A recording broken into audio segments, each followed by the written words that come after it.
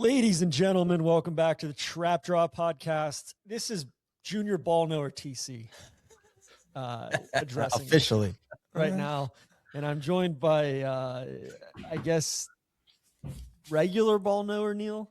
I'd say just BallKnower's fine. Yeah, BallKnower Poosh, and then senior BallKnower, high BallKnower, whatever. Randy is out on family leave at the moment. So, listen, guys, I got to get that off my chest. You can start calling me Junior BallKnower, okay? I expect people to address me as such for the next year. That is one of the crosses I bear, along with having to watch the alt-cast. All the alt-casts, yes. If there is an alt-cast available, you have to prioritize the alt-cast over, which could be good. I mean, Red Zone counts as an alt-cast. You can watch Red Zone. The Amazon. Red Zone counts as an alt-cast? Technically, by definition, it would be an alt-cast. I would say. Okay. But you also have to effort like the Nickelodeon Slime alt-cast and some of the other ones out there. Yeah. SpongeBob cast, the Knower cast that's on Amazon Prime. That one's actually way better anyway. So I was gonna say, you're gonna have to watch Eli and Peyton, which you gotta watch Peyton and Eli on Monday nights. Fine too. So Poosh, is that an Alden Smith jersey? I had to dust it back off. Since in honor of you getting Goose a OJ Simpson jersey, we had to get the bad guy jersey out. So one of our neighbors, who I don't really know all that well, met him the other night, and he's like, "Wait, your son's the one that was running through our house yesterday with the OJ Simpson jersey on?" And he's a Bills fan. It's like, yeah, that's me. The juice was indeed loose in your own house, sir. Not guilty as charged. No, like we're in New York. I got him a Ja Morant,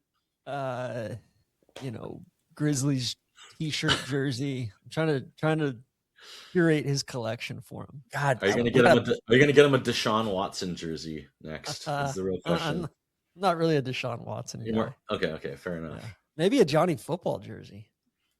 That would be sick, actually.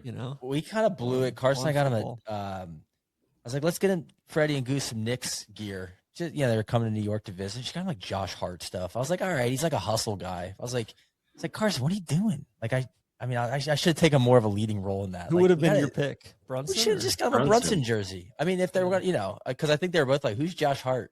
I'm like, no, he's the glue guy. Try to sell it to him on Christmas like morning. Charles Oakley or like an Xavier. Yeah, we could have gone back in the Oakley archive. I'm fine with Brunson. I don't think you're going to win a title with your best player being like 6 foot tall in the NBA. At least I would not get him a cat jersey. I'm not Karl Anthony Towns fan, but anyway, TC, let's get to it. We got to thank Mr. Juice. We got a lot to do. I was also thinking about a Vontaze Perfect jersey. Tez, Pac-Man, Chris Henry. He did get a Burrow jersey for Christmas, and it's also Junior BallKnower Freddie's birthday today. Happy 90th. That's right. Happy birthday, Freddie. So, guys, a lot to get to. But first, let's thank Mr. Jeezy. We're 3 minutes into this thing, and we have not yet thanked Mr. Jeezy. Let's also thank Roback, the presenting sponsor of the Trap Draw here in 2026. It is underway this year, and for the BallKnowers, that means a lot of time spent grinding tape on the road at airport lounges. We got the scouting combines coming up here in the next couple of months. OTAs, free agency, all of that stuff. It's time to retire the worn-out sweats and upgrade to the Roback Sprint Joggers. These are the anchor of the 2026 work-from-home and travel uniform. They're built with an incredibly soft, high-performance fabric that has the perfect amount of stretch, whether you're stuck in a middle seat or watching the All-22 tape on the Knowercast. There's nothing more comfortable.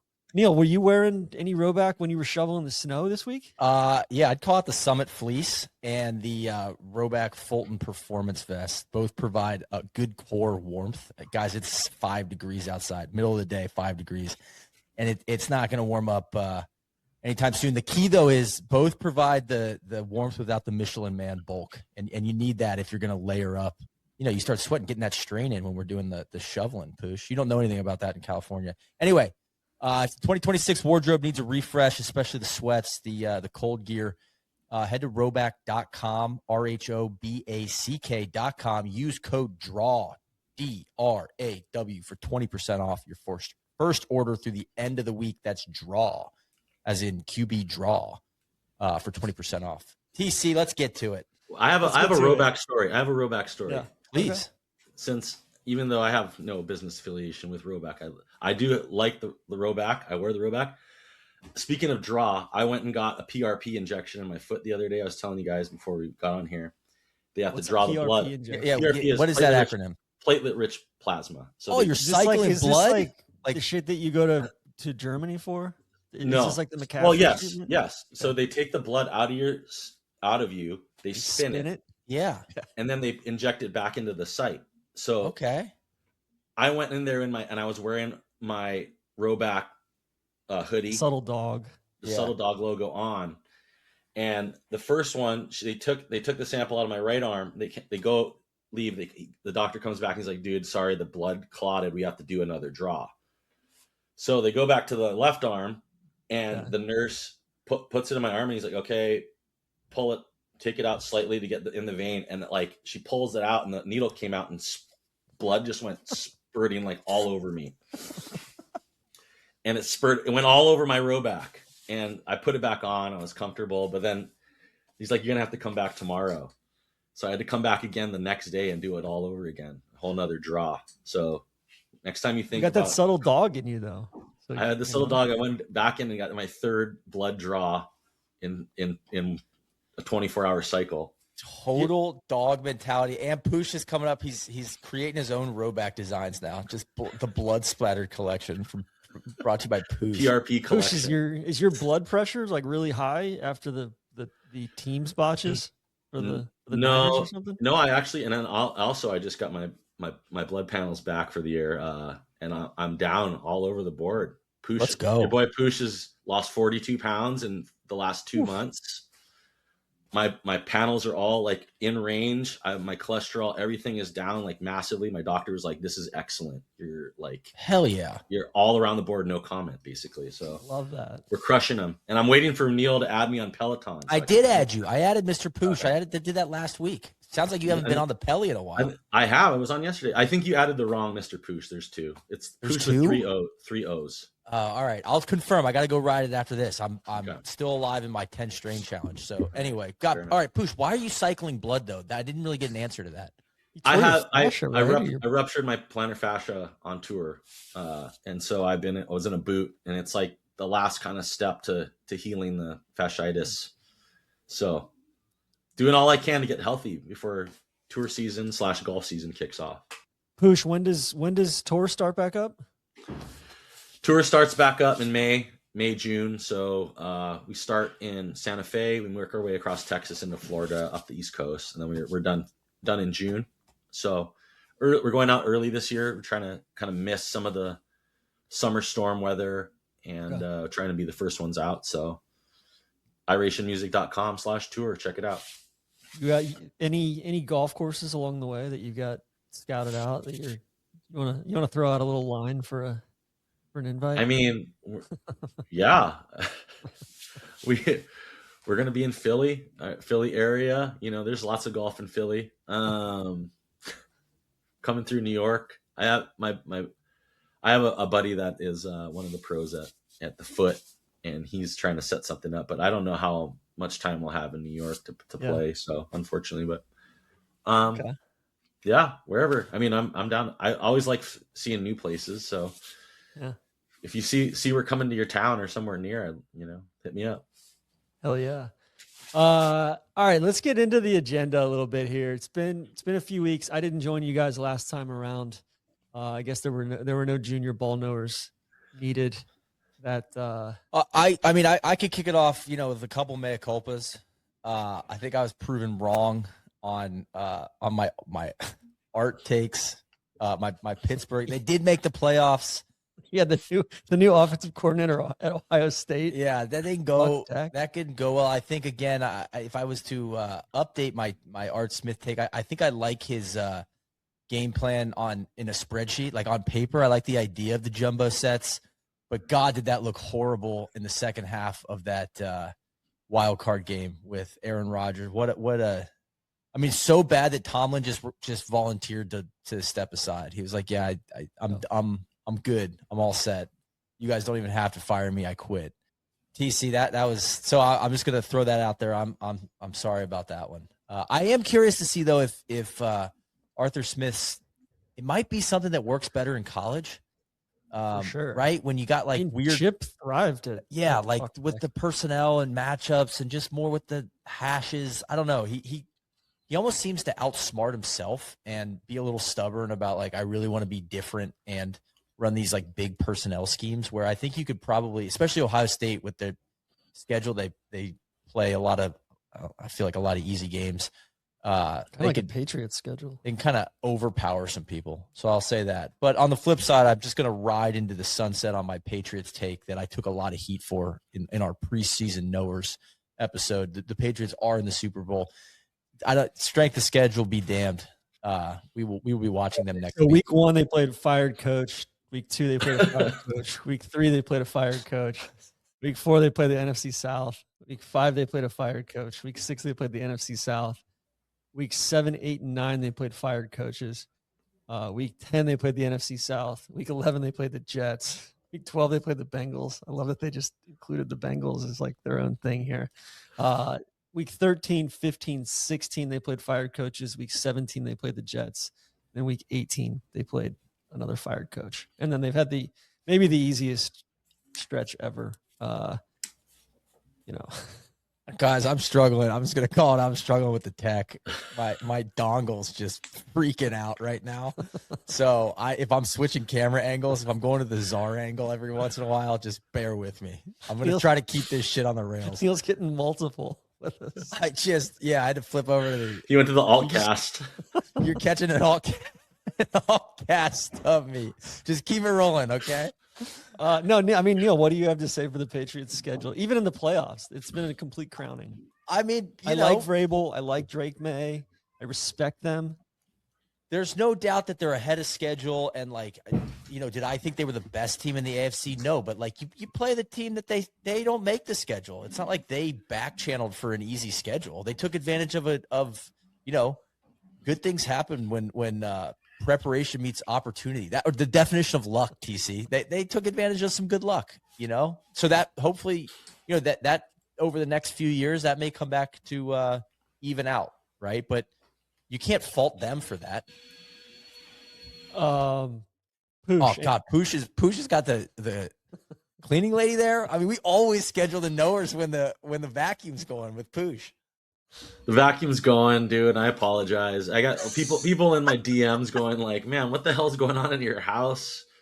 Like, it's just always scheduling when the cleaner's here. Your wife's a declutterer as well. Like that's her. Yeah, my wife's down with the cold right now, so she's like, it's been Poosh to the rescue for the last, like 4 days of me trying to do laundry and like. Does she call you Poosh? No. Okay. I'm lucky. All right, TC, let me get this back on the rails. I just want to go through quickly our BallKnowers competition standings. Randy, first place, 107 points with Seattle still in play for an additional 2 points. So he could put up a 109. I mean, we haven't seen that kind of excellence in this competition, maybe ever. Yeah. Poosh locked in the second place position with 85. Neil, BallKnower Neil ascending from the cellar to 74.5 with 2 points still in play. So we could get that up to 76.5 in the third spot. And TC is locked in at 69.5 points as the junior BallKnower of the 25-26 season. TC, the floor is yours. Yeah. The AFC North really let me down. Diet Ball. I should have trusted my gut there. I think I called before the season, or even last season, hey, at what point does he run out of juice up there? And sure enough, he did. With my second pick, I picked the Bengals, Zach Taylor, who, they're going to run it back in 26 with the same program. Next, I picked the Packers, take it or leave it. I don't think that was a bad pick at 3. Bucks, shame on me. Raiders, that's a mea culpa right there. I think Randy and I owe everybody a formal apology for riding for Peter Carroll. I was in that there with you. TC. I feel like I got taken to the cleaners on that one too. You named your kid after Peter Carroll. Yeah, you're right. Yeah, definitely. That's exactly. He was. And speaking of kids, he was. He insisted on hiring his kid to be the offensive line coach. That sounded like it was a disaster. I had the Jags, Panthers, and Colts. I stand by those picks. I thought I probably got more points out of my bottom 3 picks than my top 3 picks by a by a wide margin. So yeah, all in all, listen, I apologize, and I will do my penance this coming year for you peaked too early. I think you were in the lead for most of the season, and then you kind of fell off at the end. I was kind of riding the Colts, and yeah, I don't know. The Bucks ran out of steam. The Bengals are the Bengals. It's just not good. I didn't trust my gut, and for that I apologize. So I didn't. I kind of went against some of my core foundational principles.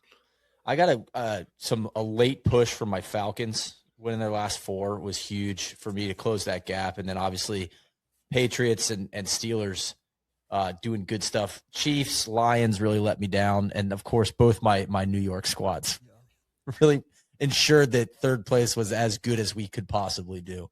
The Jets and Giants, a complete disgrace. We'll get there though later in the episode. Poosh, you were very NFC heavy at the start. Your first 4 picks were all NFC. Yeah, I mean, I know the NFC a lot better than I do the AFC. I trust it a little bit more. Probably was right. I mean, the NFC better conference this year looked like a better conference. My pick of the Tennessee Titans was a anchor for most of the season. They kind of started to come good towards the end, but for the most of the year, it was kind of like the one team that really just kind of kept me from ascending. But yeah, overall I was fairly happy with my team. I'll take second place. Randy had the Seahawks. I feel like we were all a little maybe surprised by the Seahawks. Yeah, I think that's another mea culpa. I think Mike McDonald, Big Mike, did a great job last year. We kind of slept on, and then reloaded with Darnold, and we kind of slept on him, and we're paying the price. I think it's an interesting thing about McDonald that I heard on the broadcast is that he was a product of one of those coaching programs where he didn't play like D1 ball or he never played. He was a fraternity brother of a friend of ours in college and went to Centennial. But he was a product of the program that your boy Diet Baugh put into place, and that's how he kind of got into the coaching world and learned. Yeah. Well, no, before that, he was like coaching high school, and then he got on as a GA at University of Georgia. Right, Georgia. And then he went into the Ravens like incubator or whatever it was. Yeah. But yeah, it just sounds like just a true knower, not a player, just a knower. Yeah. That's worth shouting out. Yeah, I think Randy's performance is extra impressive considering with his 4th pick, he chose Pew Boy and the Cardinals, and with his 5th pick, he chose the Commanders. So, the Seahawks were 6th and the Bears were 7th. So, I don't think we're at all ready to make any mea culpas or corrections regarding Caleb Williams. I think he is exactly who we thought he was, and he's kind of getting crowned by. The Bears had a good season. Bears had a good season, but winning that many games in that fashion, what we learn every single year is that there's going to be regression to the mean.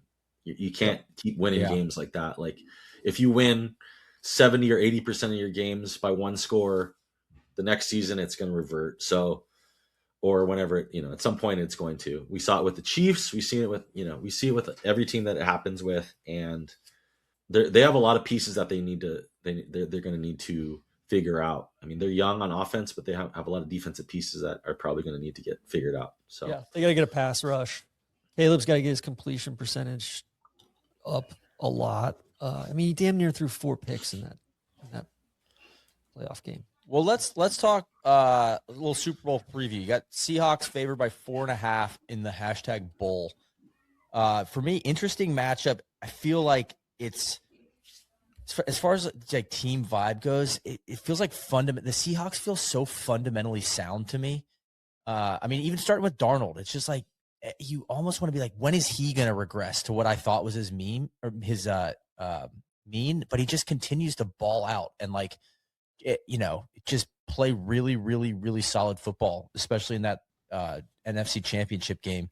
And then versus a team, the Patriots, that feel like they're overachieving, but they feel like they're like all heart and like the I don't know, built in the model of their coach of just like, yeah, we are like a band of warriors and we're just gonna get it done. They just got a lot of dogs in spots, especially in that defense. Like I think Christian Gonzalez is so good at corner. They just have the guys that make big plays when they need it. And versus the Seahawks, which just they feel so fundamentally sound on defense and so solid across the board. Dude, is that how you guys read it? They hit so hard. They're physical. That defensive line is like just heavy. They're just like heavy, big dudes. And then they play that. They're fast. Yeah. They play kind of that over the top zone and just come up and hit you in the mouth. Well, they like I've been having conversations with BallKnower Nate about it. Yeah. Just in when we was coming up to the 49ers game and through that, and it's he basically is, they play every kind of defense that you want. They're not just stuck in one thing, but they show that too high shell for the most part, but they play everything.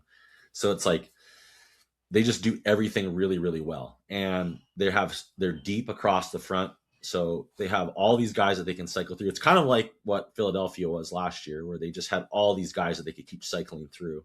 And then they're dudes on the outside. And they're fast. So they get to the ball really fast. They gang tackle. They don't miss tackles. They're just like a sound tackling team. It's like everything you want, from a defense. It's like first guy is there, ties them up, and then there's like three more dudes there within the split second that are just like drilling him or trying to get the ball loose. And they have the best unit in the game, right? They have the best defense, and that's the most elite unit. And they have the number one special teams unit in the league, which, this is the year of teams. #teams.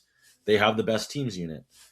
And the Patriots aren't bad. They have their offense is, I think, is like second or something like that. And then their defense is seventh, something in their weighted DVOA. So it's closer when they weight it towards the end of the season, where the Patriots have been performing better. But if you take in the whole season, it's like pretty skewed towards the Seahawks. I don't know if the Patriots have seen a team like the Seahawks this year. They haven't seen a defense that moves like that. And I think it's going to be very, very difficult for them to win the game. Yeah, on paper, I agree with all that. But then every time, even that Denver game last weekend, it's like after Denver came out, they scored early in that game when the weather was good. Then they decided to go for, on that fourth down when they should have kicked the field goal to go up 10-0. And the Pats just seem to have a confidence that, a swagger to them that is some intangibles, TC. They may be intangibly rich coming out of New England, which is something, because I wanted to kind of count them out like road game in Denver. I know Denver's playing with a backup quarterback, but I was like, God, Denver should have fucking won that game, man. Especially when they got up early. They had all the momentum in the first half. But the Pats are just like, no, we're going to get it done. So yeah. I think the spread is I think the Seahawks should definitely be favored. I think that 4.5 is a good barometer, but we got to make our predictions at the end. I'm just struggling to count the Pats out of this one. I think it's fascinating, like McDonald versus Josh McDaniel. That's a great matchup, kind of strength on strength there. Then you got Clint with a K, Kubiak against first year coordinator up there. Like that's the other thing with McDonald is he fired Grubb last year after the season, basically started over on offense, and they're already in the Super Bowl. Like it truly, it's cool to see how many teams retooled this year and changed up their identity, got better, like Jags, Patriots, Seahawks, Bears to an extent. Like there's a lot of like the parity thing seems stronger than ever in the league. And also like you can get out of a hole quickly if you've got the right guy in place. And I think both these teams have proven that. But yeah, I'll be fascinated to see this offense against Patriots defense. So Clint actually is not first. He was the He's not first time. Okay. He was the coordinator for the Vikings in 21, and then he was the coordinator for the Saints in 24 and then he got fired. Okay. So, but he also did a stint under Kyle for a year as well. Yeah. So Clay with a K. Clay with a K is now. There. Yeah, they were together for 1 year. Yeah, Poosh. I mean, listen, I got to ask you just right off the bat here before we go any farther. Do you subscribe to the electrical substation theory down in San Francisco? I mean, I'm a science believer. So the substation's been there since like 1988, so it's not like a new thing. I mean, if the Niners have had an injury issue since 1988, and then pre 88 it was like, roses, I would say, yeah, maybe there's some anecdotal thing happening there. It's a team that has a lot during practice. Right? They pad up and hit during practice, and that's like a key, like, fundamental thing that Kyle believes in. And there's a lot of coaches that do that in the league. Some don't. What do you think about Dre Greenlaw's comments the other day about how I didn't see Broncos practices are far harder than Niners practices are? Well, Peyton he's an old school guy too, so I'm sure, like, he's got him cracking. But I mean, that's just, I think the 49ers are like, they will hit, but I think they're also like cognizant of the fact that they've had like 2 or 3 of the most injured seasons in like the last like 30 years of professional football. So they're probably like, well, let's try to keep it somewhat under control. Like, don't go to the ground, like thud up, but don't take guys down, all that stuff. And the practice facility's always been down by the substation in Santa Clara. The practice facility in Santa Clara has been there since '88, and the substation was there, I think, it predated the practice facility. So yeah, nothing new, but we're in the age of EMF signals, Bluetooth is going to fry in your brain, etc. So I'm wearing AirPods. Sure. It's there's like some guy was like, I saw just some comment. It was like, I'm a physicist and this is like laughable. Like, it's like, and sure, it's anecdotal, but like they're exploring, they've explored it. They've done readings, and it's like, then it's sick that we're talking about it on the trap draw. I love it. I mean, perfect venue for it. It's definitely a trap draw issue. Now, Poosh, I would like to change gears, and we were talking about the Seahawks. Just get your comment on the divisional round and the 49ers Seahawks game. I think we can talk about the wild card round first, like, because that was maybe the best football game I saw all year. Was Niners Eagles, and sure, and nobody wants to take that Eagles offensive coordinator position right now. I think we need to touch it. Victory lap the Niners over the Eagles win first before we move over to the spanking that we got at the. You know what I hate about participating in this podcast is I find myself on the side of arguments that I don't really believe in. Like, I don't really like Jalen Hurts. I'm like, it was more just like I was sick of you guys getting out over your skis, and so I end up taking this side of the argument. I feel like Alan Combs on Hannity and Cole. I mean, BallKnower Bob is on our side. No, but my point is, same thing with Matt Ryan is on our side. I find myself watching. I'm pretty sure is on our side. I'm watching the wild card game, and I don't like the Steelers, but I'm rooting for the Steelers to like cover my ass on takes on this podcast. It's just it's like not a good place to be in life. Well, listen, it was damn it, that's gonna be bad for me so now I have to root for the Steelers. I don't even fucking like the Steelers. Well, here's what happened, Neil. You fell into a trap that many a BallKnowers listener falls into, which was you listened to us talking about Hurts for an entire season. Sure. And probably were in your car going like, what are these guys talking about? And then Jalen Hurts won the Super Bowl last year, right? With the Eagles. So then it was then you came on. I was in Hawaii. I wasn't there to represent. You came on the podcast and you hula danced in our face and tried to spike the football on everybody, right? Mm-hmm. And now you had to watch an entire season of like what happens when that team isn't clicking. They're not getting schemed up. He's not playing on easy mode anymore. Yeah, it's not easy mode anymore.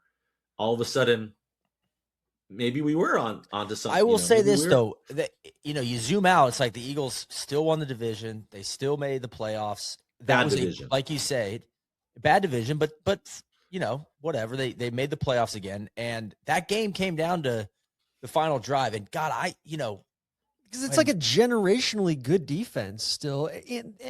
The Niners should even returned the whole roster. Game. Yeah. And then, the AJ Brown, the Niners literally had over the plumbers middle and firemen. But then, like, I have no argument because that last throw from Hurts into like 9 guys. It's just kind of like, I don't like the way that looks. And I get it, like there was some drop balls and all that, but he's just not it, man. Like he's so limited. He's Mr. Limited. Yeah. I think that's a pretty good nickname. Mr. Limited is pretty. And then like once Saquon went down, they that's like he didn't have a whole lot. I mean, like watching but like before Saquon went down, watching McCaffrey and go against that defense, and then Saquon go against the Niners. And I mean, props to Saleh for scheming him up like he did, with literal plumbers and firemen and electricians. They're playing at linebacker. It was like that was one of the best football games I've ever watched. Like it truly felt like two heavyweight, like late career heavyweight contenders or ex title holders just duking it out. That was an example of styles making fights. It's like, how can you take a vastly superior roster, more talent, Super Bowl winning roster versus probably a vastly superior coaching staff, and outside of Fangio, like it's like Kyle versus Fangio is a very, very great, that's heavy on heavy, right? The only thing I'd say with Hurts that was, I guess, disappointing or missing, it's like limited with what he can do with his arm. Sure, doesn't want to throw it down the field. I agree with all that. I found him a lot more dynamic with his legs last year than this year.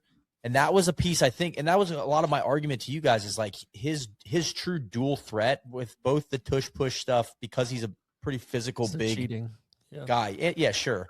And his ability to make plays with his feet in that Super Bowl run were like factors I didn't think you were acknowledging. But then this year I found that to be missing from his game. And so I'm like, okay, you're right. It's just like, I don't really want to watch that. Like, you can take that away. Yeah, I think he has to run to be effective. I think that's like part of the whole deal, is like he is a good runner. Like, if he's a runner, if we're talking about running, like, he's probably one of the better running quarterbacks in the league. But from the standpoint of like, can you sit in the pocket and win? Even just feel for the game. I mean, Brady was filleting him on just put him on the Barbie and skewering his ass of like, oh, you know what? Like tempo wise, I would be trying to capture this momentum here. Like Brady's gotten so much better as a commentator over the last 3 months. It's been wild to see, especially when you look at Romo's decline and just, nails on chalkboardness. And I mean, Brady was just vilifying him. It was awesome. God, Brady's backing TC's points. So he's like, God, he's Team Brady now. I love it. Well, apparently he's like, I put the same determination into like being great at analysis as I did as a quarterback. So it's like he's like devoted himself to improving, which he like part of that, like being good at that job is like, and anything really, I guess, is like admitting that you're not good at it and then improving, right? It's like golf or anything else. Like I'm not working your weakness. So it's like he saw that he wasn't good and he improved. And so, he did what it's like, what do we want out of Brady? You want him to be like, you're the GOAT. So like, tell us about like the shit that makes you the GOAT. Like when he was talking about how to angle the nose of the football into the wind and like all that stuff, like that's the stuff that we want to hear. Like that's what people get. Like that's what we want. High level analysis. You don't. Poosh, were you surprised to see the Rams kind of fold like they did? Fold? Well, here's the thing. They didn't fold. Like the Seahawks won it, but I don't know. I just think I just expected a little bit more out of that Rams offense. Well, I mean, they put up points. Here's the thing. It's like the way to beat Seattle, to me, after just watching them so many times this year and what they do to that 49ers team, is the 49ers just don't have an alpha. Like, they don't have a guy that you can, like, in a big moment, on a third down, you have a guy that can win. We just didn't have it in that game. So it was like, yeah, and they were banged up. like, I mean, I think they truly. It's in the Seahawks-Niners game. Well, yeah, but here's the thing: and what the Rams have, Puka Nacua, and they have Devontae Adams. They have two guys that can win in those moments. So it's like, and Stafford is obviously elite. So I think that's what you need to really, like, take advantage of that Seattle defense. Is you just have to have a guy that can win in a one-on-one, like, and is just an alpha kind of dude where he can go up and get it and just make a play. And they did. They just were launching explosives. It was like, that's the way to beat it, is like, you got to pew it all over the field. You got to take shots, and they did. It was working for a while. I mean, they were going back and forth, but eventually, when you're living on that, like, kind of like razor's edge, it's just you're gonna miss one, or the pressure's gonna get to you, or, they just have so many players all around the board. I felt like I expected more out of the Rams defense than I expected. The Ram, like Stafford and Puka and Devontae and even the tight end, and just be basically unstoppable at the end there. And the Seahawks defense was just better than expected, right? And I think the Rams, to me, are just, I don't know. I thought they were far and away going to be the best team this year, like as the season wore on, and because not surprising to see the Niners lose that game. Like, I felt like they pushed all their chips in against the Eagles and they didn't have anything left as far as, like, Kyle emptied the playbook. The Juwan Jennings pass was like, touchdown throw was like one of the that was a better throw than anything Jalen Hurts made all season. Like, he's a 5-star recruit. Jalen Hurts had multiple games where he didn't complete a pass in the second half. 3, and they won. It's insane. All right, hold on a sec, though, because the original question was, Poosh, the Niners got their fucking asses kicked by the Seahawks. We need to address that specifically. Like, what were you feeling when they took the opening kickoff back? The kicker got called for tripping or attempting to trip, which I think is one of the funniest calls in football. It's like, you can do – no, you're not allowed to trip anybody, and it's a pretty hostile penalty. It's like 15 yards. Like, they take it very seriously. So when I see somebody trying to trip, I always laugh. And the kicker tried to slide tackle. And it was like right from the start, like, that game was over within like 5 seconds of the kickoff. I just want to know what you were feeling during that game. Niners bowed up a little bit in the first half there. Like, it could have gotten more out of control, and it didn't. I think what really showed up in that game was just the talent cliff. I think there's, like, the 49ers were able to win a lot with scheme and with just kind of like scrappiness and making plays in random parts, teams, obviously. But with Seattle, they're just so sound all across, and they're good where we aren't good. Like, they're way faster, they're deeper, they have a good offensive line. They're on offense, they have Smith and Jigba, and they have a good running attack. They had, they didn't have Charbonnet for the Rams game, which he's like their, like, muscle back. He's probably the guy that, handles a lot of the, like, meaty yards and can break them open once you kind of, like, get them going in the first half. To me, what it just looked like was, like, this is a team that's like 2 years ahead of the 49ers in a roster build. Like, they're just deeper and better across the board. So younger, and they're built to win right now. And once the 49ers got down like 17 or nothing or whatever it was, or it's just too much. It's like when you're forced to play, abandon the kind of, like, you can't run the ball. Like, you're trying to, like, you can't control the clock anymore. It's just, you're trying to throw the ball against that defense. And Brock was pressured on like 60% of his dropbacks or something like that. It was like a record for the playoffs this year. Too much. He ran for 413 yards behind the line of scrimmage, just trying to, like, extend plays. Jesus. And still couldn't get anybody open, because we're running plumbers and firemen. Injured Ricky Pearsall, you know, he's hurt. Jawan Jennings is not fast. Are we sure? Are we sure that Pearsall's good? I think Pearsall is good. He just the most important. He's just been hurt. I mean, he got shot. I know he got shot. I know, but I almost feel like because he got shot, he like that was good for his brand. He had the PCL this year. You know, I'm just like not. I'm kind of like, yeah, is he actually PCL, like legit? Well, I guess there are some questions about whether or not his like pain tolerance needs to be called into question, because he when he started the year, like the first 4 games, he was like really good, like hard to stop. And that was a sincere question. Like, you know, I'm fair question. Pearsall hater. I'm just like, I don't know. I think they really do. I think there's a lot of people that are Pearsall truthers, that are BallKnowers, and I think they really, when he's healthy, he's really a good player, and he's really kind of what they need. He's a man beater, but he got the PCL, and then it was like from that point on, he just kind of like disappeared after the season, and I think they were questioning, because he kept re-aggravating it. He'd come back and aggravate it, and then be out for 2 games, then come back and re-aggravate it. So it's like, and then at the end of the year, he just wasn't effective. So it's like, yeah, it's a PCL is a nagging injury. Can it like stay with you? Yes, but you know, at some point you got to kind of like nut up and be a guy that's like, everybody's hurt at that point in the year, and you just got to do it. There's a lot of people saying, oh, they're going to trade him in the offseason. I don't think so. I don't think they can trade a guy in his 3rd year on the contract, first year, like, you know, first round pick. They're not going to trade him, but does he need to stay on the field? It's yes. Great with the Ayuk thing, like the fact that they were able to avoid all that money. It's sick. Yeah.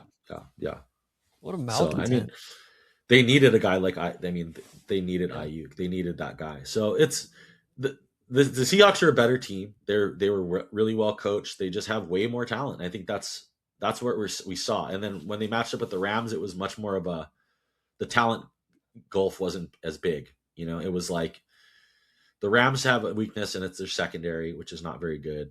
And that's where the Seahawks won, because they were pretty much equal everywhere else, I'd say. I think I think John Schneider deserves a mea culpa on our end too. Like maybe he was the guy, and Peter Carroll was kind of the fluffer up there. Sure. You know? Sure. What'd you guys think? Did you get sucked into the Stiddy's ready hype? You know, Jared Stidham, this guy, all these coaches have demanded that he be their backup. He's just like, he's an NFL starter. Like, where do we net out on that? I kind of totally unsubscribed from that game. I didn't even watch it. So I watched it. Stidham is a career backup. That's just what he is. And it's like, he's not there to win the AFC Championship game or the tough spot. He's there to win like a week 11 home game against some random ass AFC team. He's not there to like win you that game. And like, honestly, Bo Nix that's kind of what he did all year, was like win that game when they needed those big throws, is like, and like they definitely missed it. You know, they had the opportunity, they went down, turned it over, got one more shot, and then he threw it in the, you know. Yeah, and the crazy part is that game, I mean, with the weather, it's like, again, I just question that you got to take the points when the weather was good in the first half, because you're kind of, if you could have played with the lead there for longer, like that weather would have been perfect for like, hey, we got to back up and we just need to run the rock, you know, we can control the clock and not ask him to do too much. And it was virtually the same thing that the Jags did. Like the Jags didn't take the points towards the end of that first half, midway through first half. Well, and then stopped running the ball. Here's like shit. And it brings up this whole analytics conversation that happens. It seems to happen every year, which is didn't the analytics say to go for it in that? Yeah, instance? The analytics say to go for it, but it's like, but the thing is like, analytics are a tool, right? It's not a hard fast rule. It's just, here's a statistical, you know, truth. Like, here's something that it says the better chance in a vacuum, essentially, or just based on like data, is to go for it here. But if it's a snowstorm, you have to take that into That's account. my point. Right? Like, it's not really like, taken into account. Like, well, yeah, but what if you like literally can't throw the ball starting in the fourth? You have to take into account all these other factors, right? It's not your starting quarterback. It's only as good as the inputs. Like, right. So like, it's like points in that specific game, points, any 1 point was more valuable because of how hard it was going to be in the fourth quarter to kick a field goal or throw a pass. Yeah. And it's like, I don't know if the analytics are taking that piece of it into account. Well, that's the job of the coach, right? The head coach needs to then process that and be like, okay, well, that tells us this, but here's the scenario we're in right now, and he has to do it like that. And that's the job. But, questioning, I see like all these guys like Schlereth and stuff, and they're like, I hate analytics. It's bullshit. It's a bunch of nerds. Like, and it's like, no, dude, like, it's just a tool and it's data. Like, you can't argue with data. It's just, game theory and things that are mathematical. It's not an argument. It's just a tool to take and then use it depending on how the game flow is going.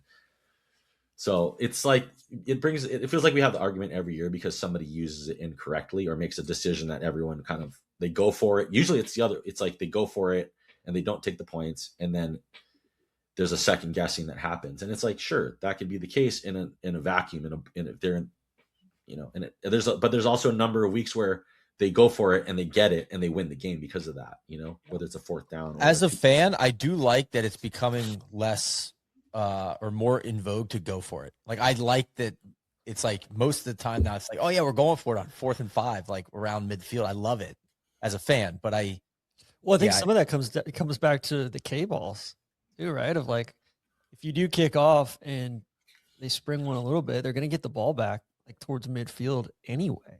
Right? Yeah. Like I feel like the field position stuff is, unless you're going to pin somebody back, like I think there's some merit to like trying to cough and corner somebody, but it's basically like what is the value of like 25 yards? Is it worth trying to go on a 4th and 3 or a 4th and 6? The difference of 20 is it the but difference it also of 25 yards of field position? The play caller, because it comes into play on 3rd down too. Like, it opens the playbook up if, as a coach, you're like, hey, you got 2 downs to get this. I feel like that is maybe gets overlooked as well. Yeah, you can run out, so then you get more 4th and 2s versus 4th and 6. So all right, anyway, I think we'll hit some discussion questions towards the end here, but I want to go through the coaching carousel because I think there's some topical, timely stuff, and I just want you guys to just react as I go through each team here. We'll go through major moves and then smaller moves after. We'll start with the Falcons. Raheem Morris, Terry Fontenot out. They, after they got absolutely savaged on Football 301 by BallKnower Nate and the gang there. In Matthew Ice, who was just on this here podcast 2 months ago. And Kevin Stefanski, and he brought Tommy Reese with him. They brought the team's coordinator from, I think, the Dolphins up, and then Jeff Ulbrich, the defensive coordinator, is staying. They have yet to hire a GM, but it sounds like this dude from the Texans or Cunningham, who's goes like I guess the polls assassin goes back to Boston College with Matthew Ice. So you guys buy? I did try to put my thumb on the scale in the GM spot. A former teammate of mine, Josh Williams, who's out in your neck of the woods, Poosh. Yeah, he graduated 2 years ahead of me at Columbia. Great guy. I was like Mr. Ice, Senior Ice. Consider this a character reference for my guy Josh Williams. Well, he interviewed, right? He did interview, yes. Stefanski doesn't get me super excited, TC. But one thing I will say for him is I think it raises the floor first off. And when he went into Cleveland, he seems to do really well with like, all right, here are our pieces, like putting together a competent football team. Like, he's got a lot to work with in Atlanta. And they got a lot of momentum winning the last 4 games of the season. Like, they were like legitimately a good team with just like well coached. They just got in their own way. Yeah.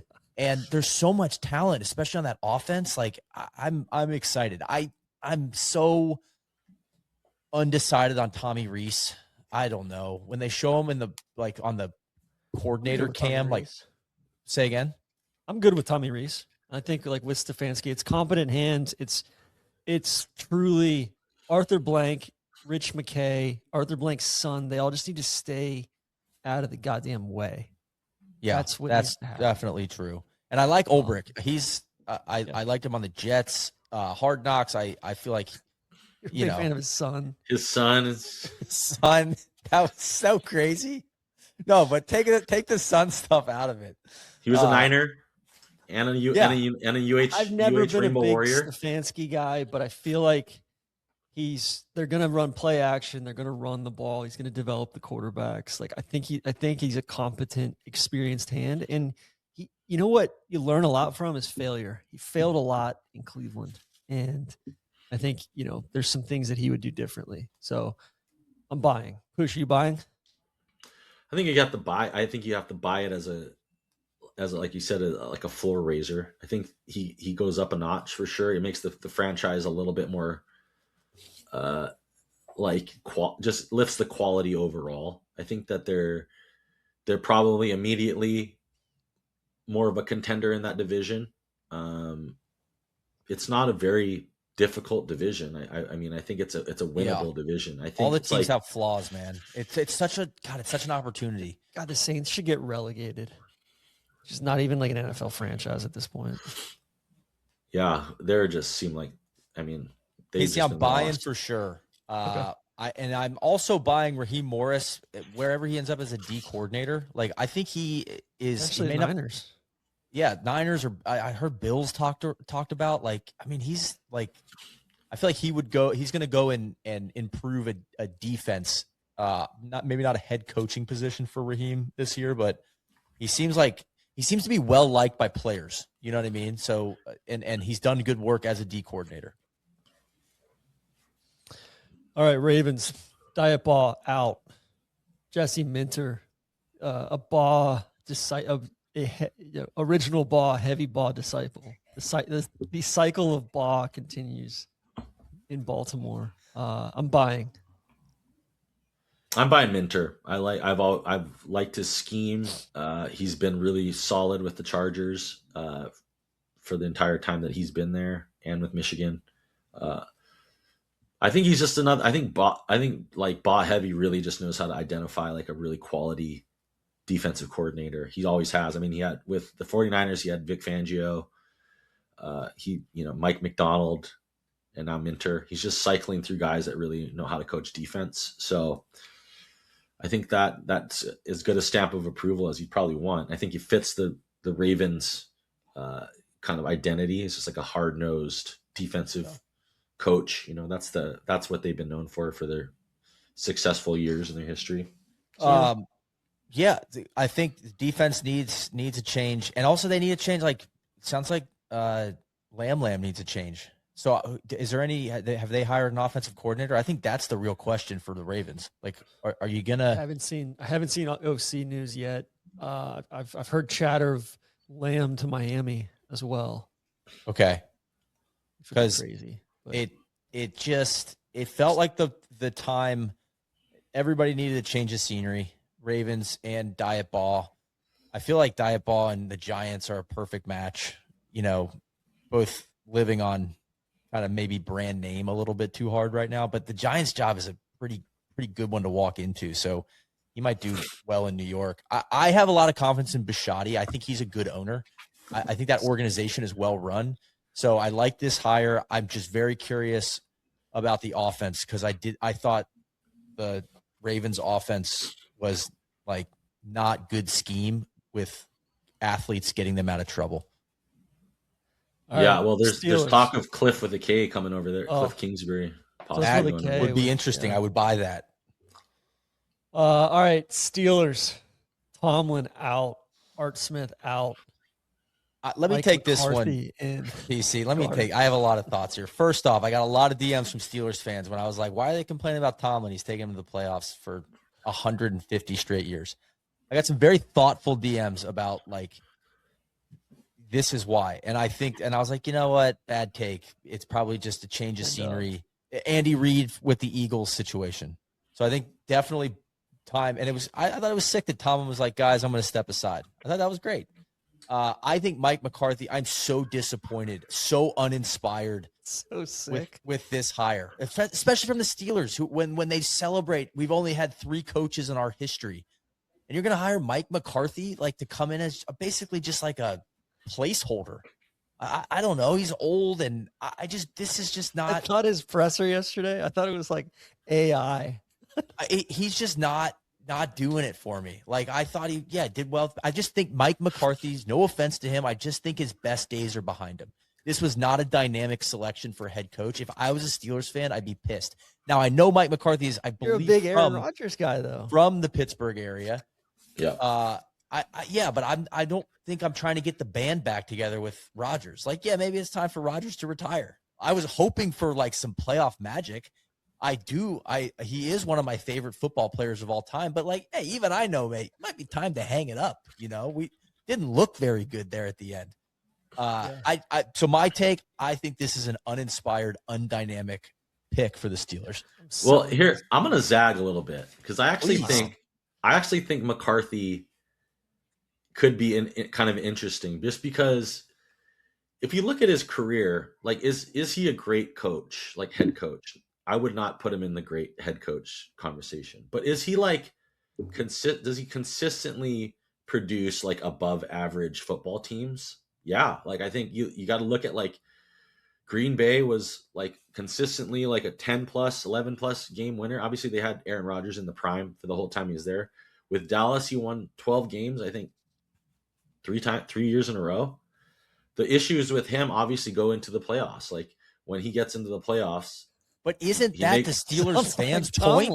That's like Tomlin. I'm like, what you just replaced? It's like white Tomlin is basically what we're doing here. But offensively, he'll be I think it will look better offensively. They'll have an identity. I mean, it's what did Pittsburgh have for the last 8 to 10 years? It was like a pretty good defense and like a very middling offense with no identity that has like switched coordinators. I just don't know if I don't know if I like Omar Khan, the GM. I don't like the DK Metcalf trade. He seems like a potential malcontent bad guy.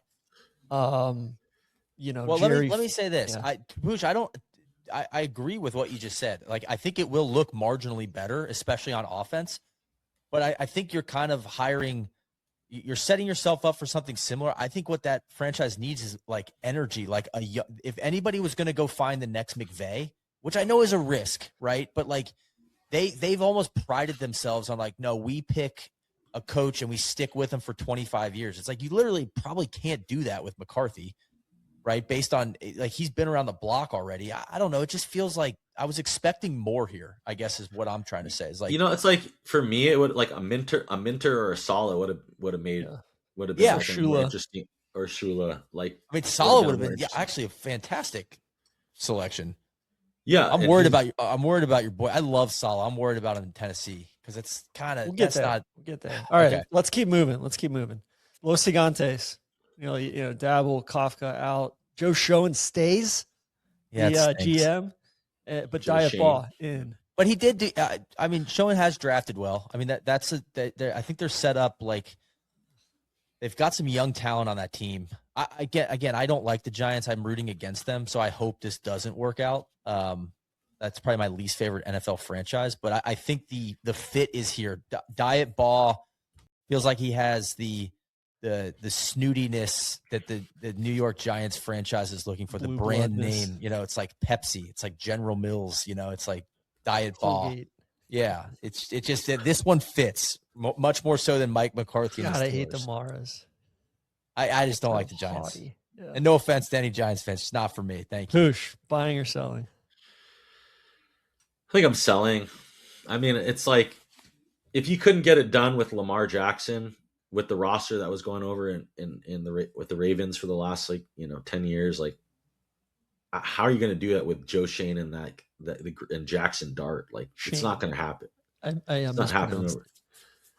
It's not happening over there. It's like, is he like you said, is he probably an upgrade over like what they've had? Yeah, probably. But it's like just from like a program basis, like he'll get things like squared away and he'll probably be on it. But like, well, he feels more like the CEO head coach. Like it depends. Like, is Yeah, he Ball is. going to bring in the right guys? And if that's the case, like, when has the Giants have had success with a Coughlin, which he would put him in that category at the stage in his career when he coached the Giants, of like, kind of CEO mentality. I'm going to set up a good organization here, good structure. So it just depend. Breed. Yeah, it's got to depend on like his selection for his coordinators and things. He's bringing in a former Ravens colleague of his who, was a D-backs coach there. Not Munkin. All right, Bills. What's that? Not Munkin, though. No, No, not Munkin's in Munkin. Cleveland. We'll get there. No. Bills. Sean McDermott and the Mujahideen are out. Brandon Bean gets to stay. Pagula, crazy press conference, blaming McDermott for drafting Keon Coleman among others. This one's insane to me. Just want to address the Keon situation. just calling out Joe a player Brady is, as of this morning. Yeah, I think I'm selling big time. I am too. I guess the Ravens wanted Brady too, but it's like, I don't know, man. It feels like very much like a parallel step. I don't think it's like anything interesting or like what is Joe Brady going to do that is going to change? 100%. It's like he and I kind of took some heat. I've never felt like Joe Brady seems like a great guy and good energy, based on like Hard Knocks and stuff. But I haven't found the Buffalo scheme to be super dialed. Other than give the ball to James Cook and like let Josh Allen win you every game. You know what I'm saying? Like, it doesn't feel like he's scheming up wins. It feels like it's just like better talent. And so I honestly don't think it's Joe Brady's fault. I don't think he's going to make a big change in this organization. He's not a change agent. Yeah. It sounds like maybe that, Josh Allen didn't want a change agent, right? He just wanted, I do think the defense has room to improve with better coaching. I think that'll be a big one with like who they bring in a D coordinator there. It's just insane to me that Brandon Bean gets to stay. Yeah, I think like if you look at that team, like the number one criticism would have to be the talent, like the roster. Personnel. Yeah, personnel is the issue, right? Like what are they doing on offense? It's like James Cook and then a bunch of Jags, essentially. Like, no offense to Jacksonville, but like they're just a bunch of random dudes. Yeah. So whether or not it's Bean's fault that they took Keon Coleman, like he's the GM, right? He still put the card in. It was not his fault, is what we're hearing. Right, exactly. But I'm saying it's like he's still the GM. He's still responsible for the roster. So it's like, it's insane. He's probably just he's got his hand up Pagula's butt. He's like puppeting him, So we saw that with Balky for in places he's been. He sees boy. Terrorist watch list. All right, Dolphins. Chris Greer finally out. Mike McDaniel out. John Eric Sullivan. If you have two first names, do you really have one? He's in at GM, bringing in another Packers guy, Jeff Hafley at head coach. Big game Bobby Slowick off the Kyle tree in at OC as well. I'm selling this one too. Hafley doesn't do anything for me. He was the Niner. He was with the Niners under Baugh. He was the secondary coordinator, and then he went to I think he went to Boston College or something like that. He was the head coach at Boston College and stepped down because he saw NIL coming and ran the other way. I don't blame him. And he went back to the Packers, where they've been fine, but I don't really understand the hype. I think it's like I don't totally understand secondary coordinator, like secondary guys that are in charge of, that side of the ball getting promoted and like getting lauded for defensive coordination. It's like, yes, it's a big part of it, but like, where is defense really won? It's like, for the most part, it's one up front, right? Like it's in the front seven, and like secondaries can only do so much. If you don't have a front, like, are you going to still be good enough to like win football games? I don't know. Jeff Hafley just doesn't do anything for me. Never struck me as like a really great schemer. Yeah. or like defensive. I honestly thought they were going to give Mike McD another. Well, I was like going to one say more year, and then because like Weaver's a sought after guy on the defensive side too. Give them another year because it was a talent issue down there. It wasn't a, which it was is Mike McD's fault in a with Tua. 2A. Which stinks. I know, but that was Mike McDaniel's. Like, no, they brought decision. him in and said, "Hey, like you have to fix Tua." Basically, Tua was there. Oh no, he came in and was like, "Let me give you this mega contract." I remember him saying like, "Tua's my guy," just like right from the start. He had to. Sure. Yeah. Okay. My point, though, I don't disagree. Like, I don't know much about these guys. Like, there's not a lot of brand name here, so it's like, all right, great. They're taking a flyer. What sucks is McDaniel's such a personality and such a character that this is just naturally going to be like a step down from a content standpoint. You know, now he's with Baugh. Now he's with McDaniel Baugh. is like it's like that guy has the Riz. You know, I'm like, I'm like, who are these fucking guys? Like, no, I'm not interested. I'm selling this for sure. I think McDaniel as a coordinator is perfect. Like, that's where I'm like, man, like if somebody was paying me a bunch of money, not to coach or just to, to walk away, cool. Like, I'll go be a coordinator. Like, let me just go scheme. I know. I think that got it. I think I sent in our little text thread, like Baugh and McDaniel's like Pinky in the Brain, just like what a duo. I love that.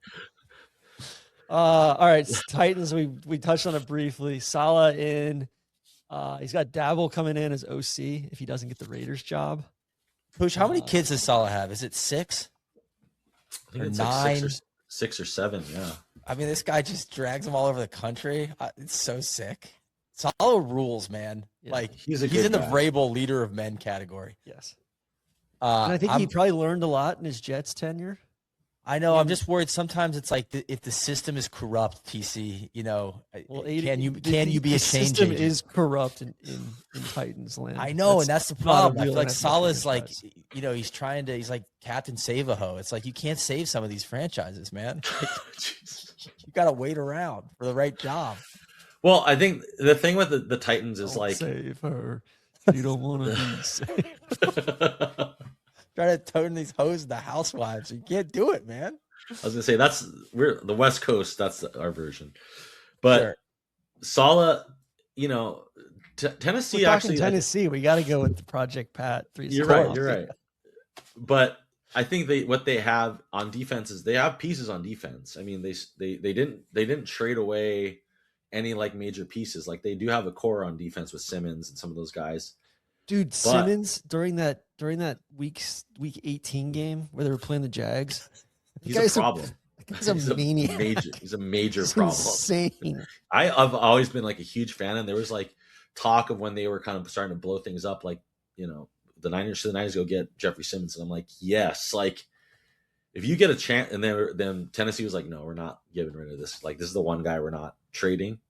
He is like maybe the best like interior defensive player in the NFL. Like he's a problem. And so you have that guy on your defense. Like you're always going to be competitive because he's a game wrecker. But obviously, I think Cam Ward is good. Like I think he's going to be fine. I think they just had the worst weaponry in the NFL by like a vast margin. TC's boy Calvin Ridley.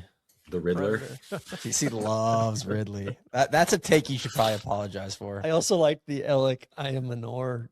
God, Ridley's just like a car that like it just doesn't have as much giddy up as you think it does. Yeah, I don't know. Yeah, A.O. Manners, the Stanford guy. He's a good like second or third piece, right? Like he's not a good third piece. Yeah, he's a good third piece. So Dayball, I love Saleh and Dayball's. That strikes me as like competent duo. I like that a lot. If it's just so funny to me that they had Vrabel in the building. I know. God, they just never gave him a quarterback. It's like hired fucking Brian Callahan. Yes, this isn't working out, Mike. It's like God, he was doing more with less than anybody for like 3 or 4 years down there. He took Tannehill like to the divisional. They beat Tom Brady in the playoffs, like with. Ryan Tannehill was a converted wide receiver. Yeah. Like people forget that. Like the dude was a wide receiver.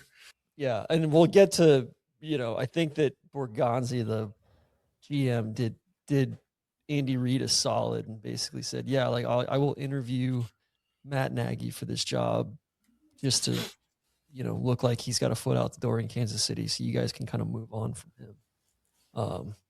Yeah, how does that guy keep failing upward? He crazy. Sucks, man.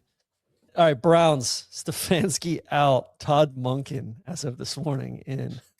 I throw this in my Steelers category, not inspired. Yeah.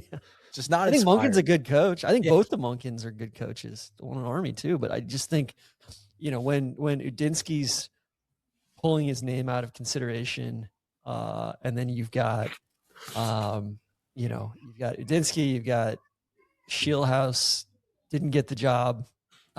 It sounds like, him or LaFleur may get that Arizona job. But, I mean, the Browns, is the light at the end of the tunnel, though? As far as cap and... Shador made the Pro Bowl.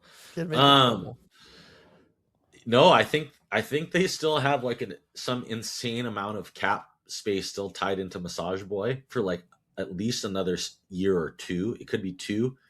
If you look, I don't know, I don't have over the cap pulled up, but if you look at it, I think it's it's $80 million next year or something, or $57 million or something tied into to Massage Boy next year, something crazy. And so until they get that contract off the books, that, they're just going to be in a hole. And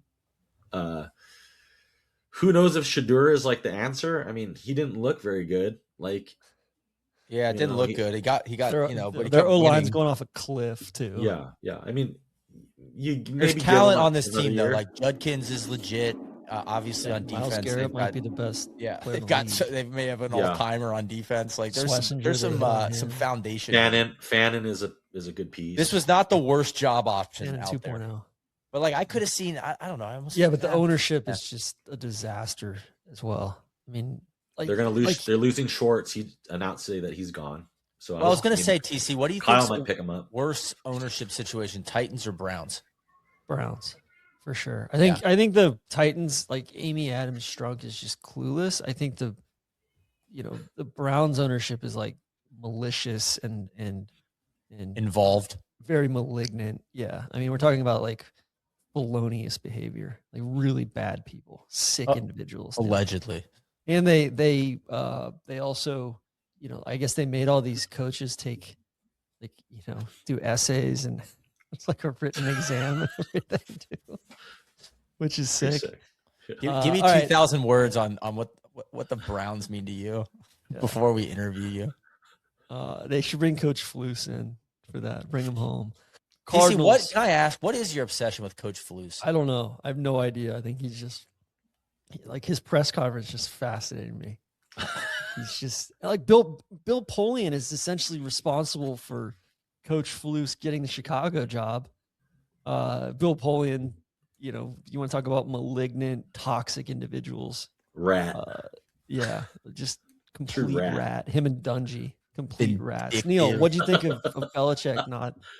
I mean, I think getting in the hall. I think it's sick seeing all the Patriots fans freak out about it. I mean, do I think that you should hold your Hall of Fame votes hostage for personal revenge? No. Do I think that Belichick should be a first ballot Hall of Famer? Yes, but I kind of think it's sweet for us to talk about. It is petty. It's something. It's petty. It's something that will maybe look back in 5 years. Oh, you remember that? Yeah, Belichick wasn't a first ballot Hall of Famer because Bill Polian got sick of getting beat by him for years. It's gonna be a trivia question in 20 years for sure. Yeah. But also, he's a loser. Yeah. He's high on his horse. He sucked at TV. He's awful on TV. When he came back and was terrible, and it's dude, this guy stinks. I mean, he's one of the bigger frauds in the history of the league. I guess I just wish it was maybe a wake up call for Belichick. What homie, what are you doing these days? What are you doing? It's not going great. Also, it's not going great in the Belichick world either. For the first time ever, I sent it to BallKnowers last night of the Hall of Fame voters. Florio did a 14-minute solo soliloquy diatribe on X last night. And I actually agree with most of it. And he was like half the people voting on this shit they're not even employed anymore. By their respective papers or institutions that they used to work for. I think just across society, there should just be we need to impose some age limits. Like as we get into talking about the Raiders, like this in the Peter Carroll category, it's like, yeah, he's just too old. I think like we should, I don't want to be an ageist, but I also don't know if like running multi-billion-dollar organizations in your, mid-70s is good. Voting on Hall of Fame stuff when you're just like Polian's saying he can't even remember if he voted for Belichick.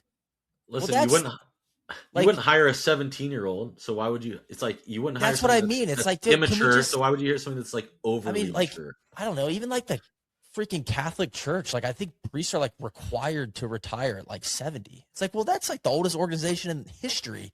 They've got age requirements. Like maybe they learned something. I don't know. Maybe not the best. I feel like they elected. No, I know. I listen. A lot of like fucking issues there. That's absolutely right. But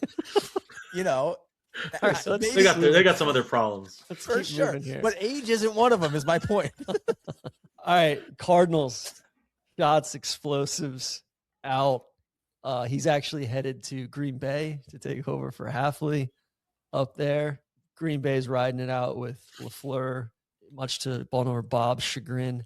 And Cardinals and Raiders are the two jobs that they have that are still open. The lights are coming on in the bar.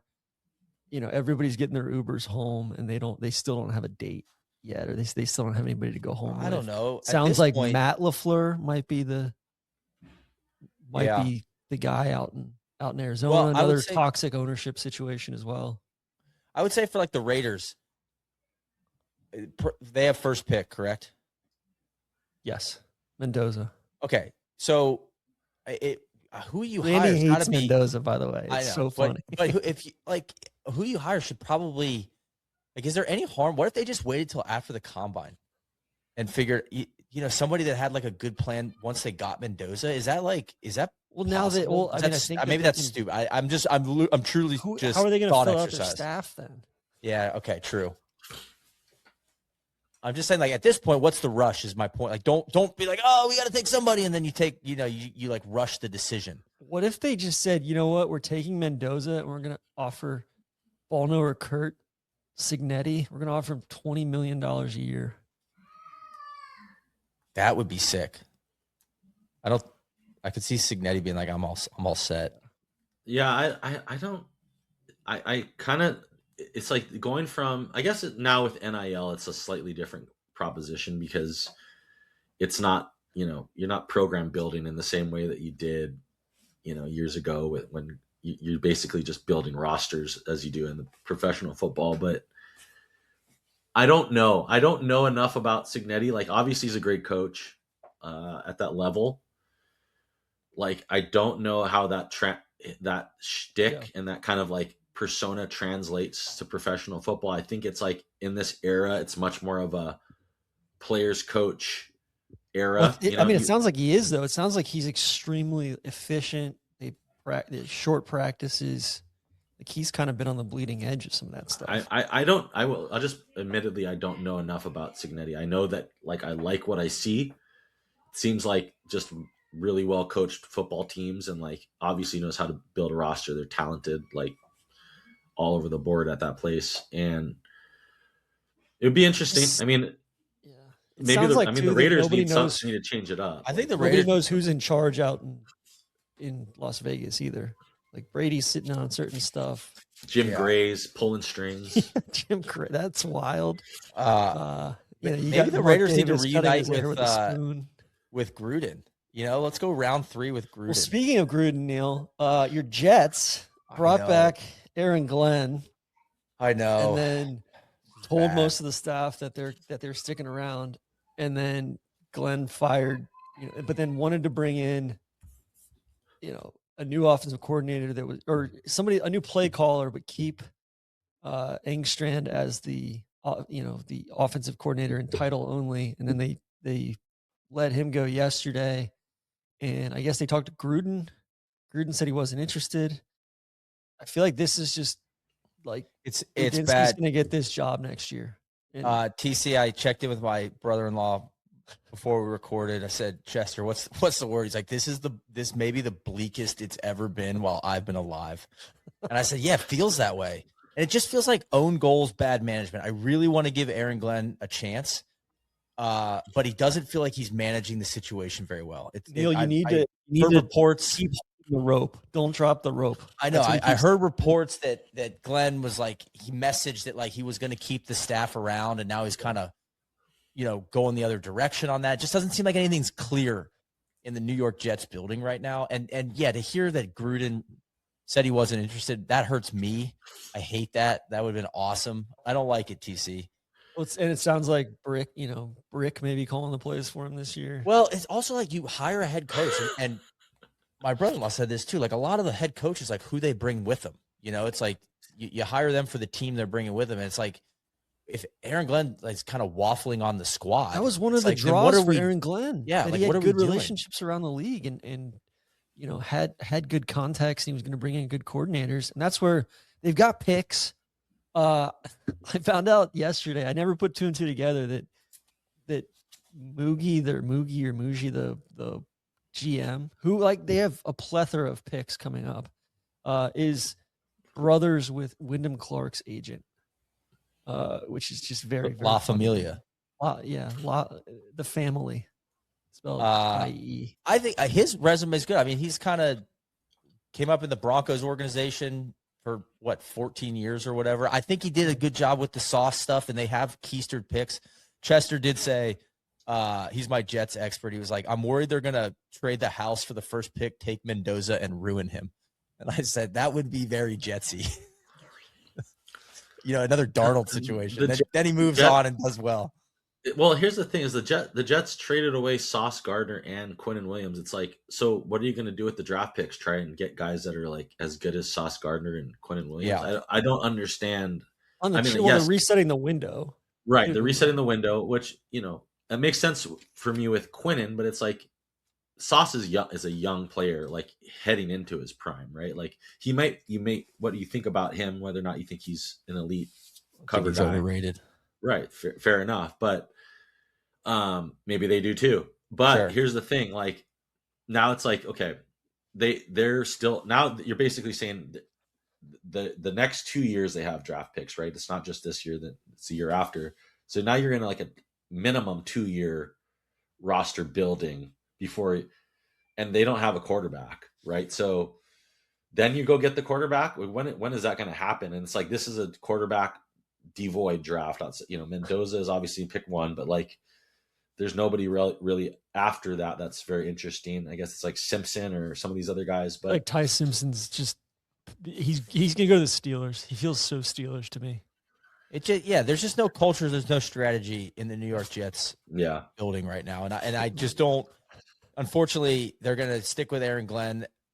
If I had to guess, he gets fired mid-season next year, and you're kind of right back where we'll be having this conversation this time next year. That might be the worst ownership in professional sports. Yeah. Talking about Cleveland and Tennessee, like Woody Johnson is like, Chester, last thing I'll say for my brother-in-law, he was like, I'm worried that the league might have to step in like David Stern did with the horse sale.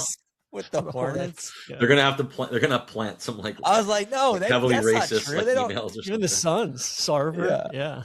Yeah. Just like extreme mismanagement, bordering on felonious activity.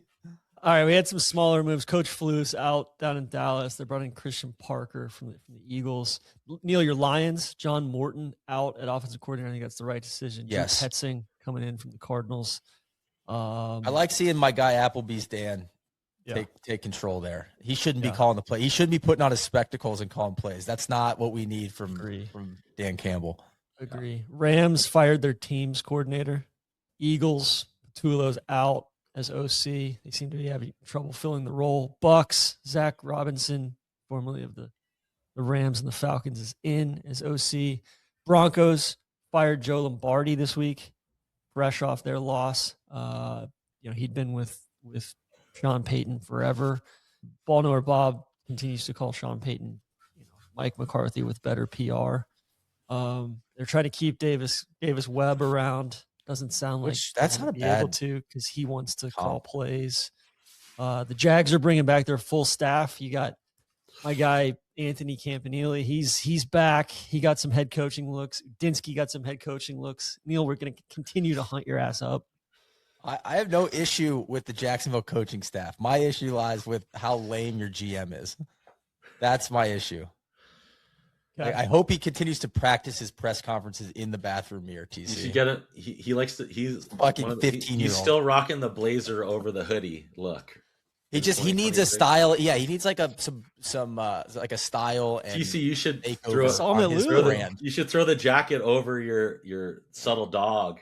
And I can't argue though, TC. Yeah, you're right. I can't argue with the results. I will eat crow on that. They have done good stuff. I honestly don't know if the Travis Hunter at first pick. I don't think you can judge it yet. You can't judge it yet. Fair enough. Fair enough. Like Travis Hunter would have been exactly what they needed to beat the Texans in the game that they lost against them, and then to beat the Bills in that playoff game. Like it was all secondary breakdowns because they were. Do you think though he's ever going to be the best at either position? And if he's not, I don't know if he's going to be up in the aggregate by being okay, like above average. It'll be fascinating to see what they do with Brian Thomas. I think, Devin Lloyd is going to be too rich for their blood. We got to get better safeties. The stuff that they did in the secondary with like Jordan Lewis got hurt towards the end there, but he had an awesome year. They hit on guys. Newsome stinks, but like that was more of a salary dump with Tyson Campbell there. I'm really excited to see what they do with the secondary this year, plus getting Hunter back, and then we'll see. Like offensively, it's sick. So I also don't want my comment on Hunter to be like I don't think it's his fault. But I just don't know if he should have been picked number 1 overall, because I don't know if he's ever going to be he was top number 2 overall, correct? That's a good question. I think they moved up, didn't they? Yeah, I think they moved up to 2 overall. Excuse me. He was number 2 overall. But my point stands, like at that, and what they traded to do that, it's like, are you ever going to be a top 3 or 5 dude at either position? Yeah, I just think that he comes from the Rams school of thought of like, I think he can be a top dude at either one of those positions. I think it's probably more likely at wide receiver right now. But also, I think that like they're hitting on 3rd and 4th round dudes as well. I think that's going to be part of it. What I said when they made the pick, and what I kind of still think was like what I liked about it was that they said this is a guy that we like and we're going to go and get him. Like, yeah, there's an obvious strategy. There's clarity there, unlike the Jets. We know what we want. We're going to go get it, and it's like we're just going to go get the most talented guy in the draft. Like this. Yeah, I don't think they were bowled over by Mason Graham or that sort of thing. So we'll see. Mason Graham has been. Yeah. And Will Campbell, these guys they're good pieces. They're not like, they're not what I think people were making them out to be. So it's like, you just go get the most talented guy, and then you rely on your coach to like figure out how to like utilize them in the best way. It's like just agree. And he had an injury during training camp as well. They kind of stunted his development a little bit. He's also a little bit of a light body. He needs like a year. He needs like a full year of like proper NFL offseason. Put on like 10 pounds. He's a little nebbish right now. Yeah, he's a little light. All right, I'll bring us home here. We got, Bengals didn't make any changes. We'll have Randy. I think that's probably the right move, and then blow it all up if it doesn't work. And then you've got guys. No changes. Not even a D coordinator. Seemed like they started. I think that's more of a talent issue than it's a scheme issue. Yeah, they're gonna lose your boy Hendrickson. He's a malcontent. I think they're gonna get. We'll see what happens. They need a dude. I would like to see that front office get creative this year, and then they need that Texas A&M Shamar Stewart to hit. Yeah, Shamar Stewart. Is Brian Flores insane? He might be. Seems like it. It seems very good talented. Coach. Good scheme. Good scheme. Yeah, really good scheme. But it doesn't seem like he is getting a whole lot of like second interviews. Feels that it seems like he's very intense. Insane. I don't know about insane, but I know what you're getting at, TC. And I know he's suing the league, but even that, like, I think that just guys will hire talented people. It seems like he might have some people skills issues based on some things Ryan Fitzpatrick has said and others. Lightning tree. round. Yeah. What's that? Belichick tree, you know? Yeah. People issues. All right, little lightning round. Are you guys buying or selling the Colts in 2026? Selling big time. Coming off Daniel Jones off an Achilles. Come on. And Jonathan Taylor's going to just a lot of mileage. I'm selling. Yeah. Selling the roster. I mean, they get Sauce healthy, hopefully, but they lose they're losing a tackle. They're going to lose Pierce probably. And Jones is, Vanilla Vic. We'll see. Buying or selling the Niners for 2026? Kittle, Achilles. It's tough. Poosh, it's tough. I mean, Trent Williams getting old. I know he said he wants to play till he's like 95, but is that good for you? I don't know. And CMC, talk about mileage. Yeah, I just don't know this core, man. Like my guy, Uncle Juice, has been around the game like year 13. Like he's got a ton of mileage on him. I'm selling. I'm sorry. Yeah, I'm buying them as a playoff team, but I don't buy them as a contender next year just because I think that they need one more year of draft because a lot of the what they've said is like, listen, all the key cogs are getting older. I mean, Warner will be good to go. Bosa should be good to go. Michael Williams off an ACL, the first round pick. Kittle off an Achilles. CMC off 450 touches where he's lost. Every time, just like every little injury you could think of, like he's Pierce off a PCL. We're losing Juwan Jennings. Ayuk's missing. It's like there's a lot. So you don't think they re-signed Juwan? Too expensive. I think he gets priced out. I think there's just too many teams that are probably overpay for him, and I don't think they want to be able to. We have Jacob Cowing and Jordan Watkins, who are guys that have been like lost in the sauce because they just haven't been able to see the field for different reasons, injuries and other things that were fourth round picks that we've taken over the last 2 years that have shown a lot of promise, but just haven't been able to get on the field. So I think, and they're fast. So it's like worth the Jacob Cowing part of the program. People are throwing their phone out the window right now. Yes. So I'm buying because of course I'm buying, but I'm also like, I'm buying that as a playoff team and not as a Super Bowl contender. Is CJ Stroud cooked? Yes.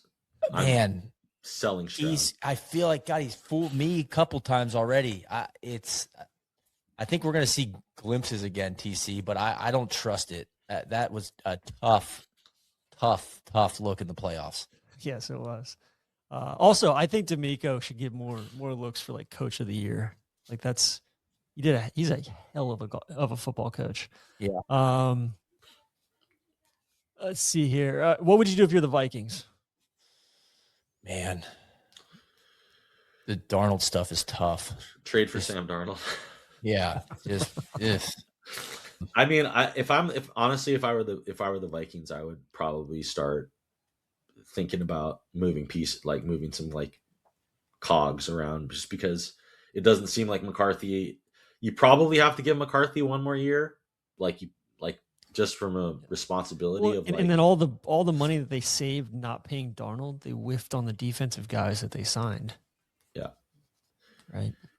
I mean, they have obviously they've got they got pieces on offense, but like signing Aaron Jones, like an aging aging running back, I don't exactly know where they're headed. It's just a very, very strange What would I do, team. TC? I think O'Connell and Flores are like, I don't think it's a coaching issue.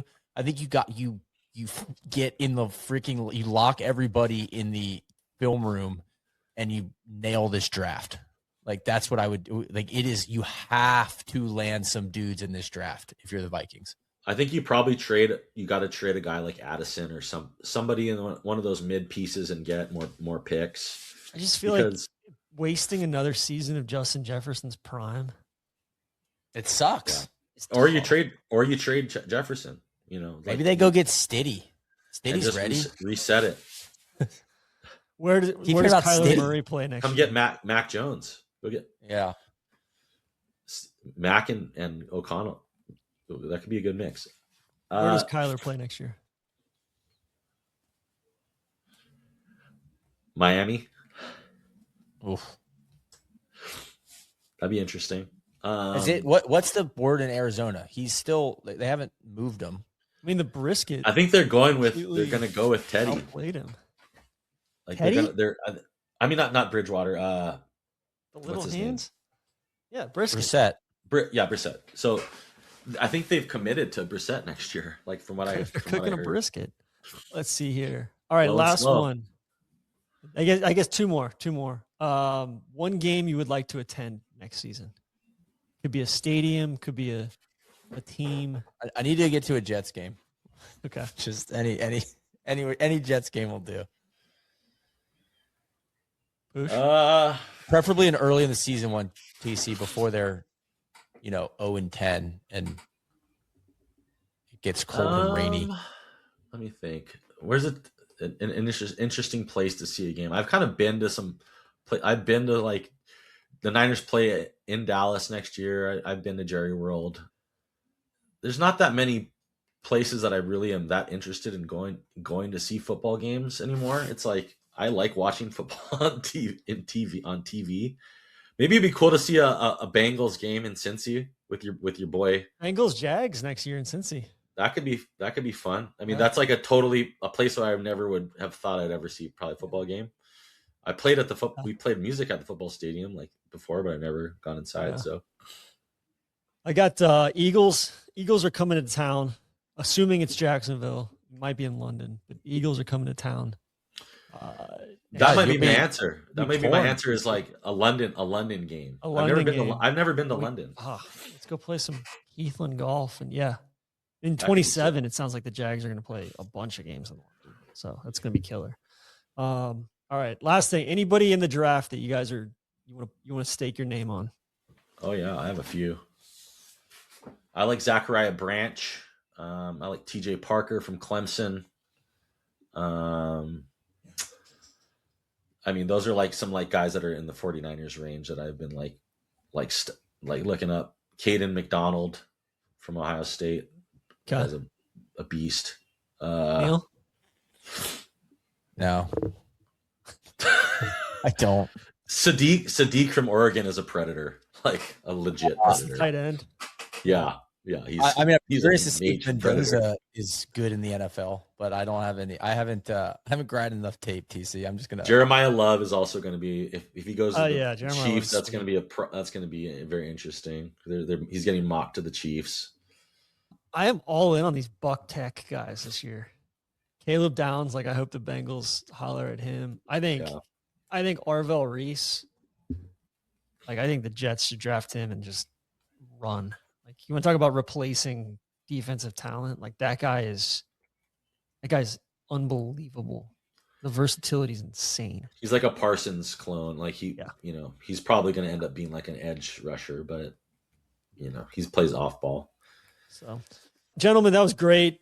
As a junior ball knower, it's always good to be able to learn from my elders. From those in the field who are more qualified than I am, and hopefully we get Randy back. Knowing here soon. I know he's grinding tape in the hospital as we speak.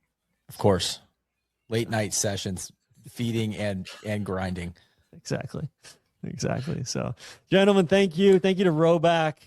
Thank you to Mr. Jeezy, and thank you to Bill Polian for giving us some stuff to talk about this week.